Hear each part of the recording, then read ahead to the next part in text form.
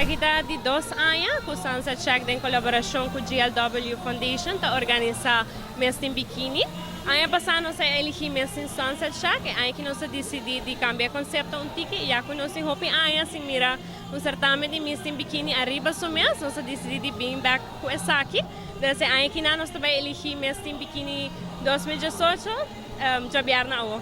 Si un total di 7 partecipantes, quello competi pa e titulo di Miss Teen Bikini 2018, pero aparte di esaki, también nos tabay di modelo ng mucho mujer, guys, mucho nan chiquito, que também desfila diferente outro produto ng kuting available in Sunset Shack. Você pode expect echt fashion show. Nós queremos mover de direção de echt model. Nós está laga parte de Miss banda para Diabierna, nós echt queremos modelo, nós também elegir cara de tienda para aya largo e igual Miss Teen Bikini, que está de prêmio ng hopi importante para o certame de Miss Teen Aruba International.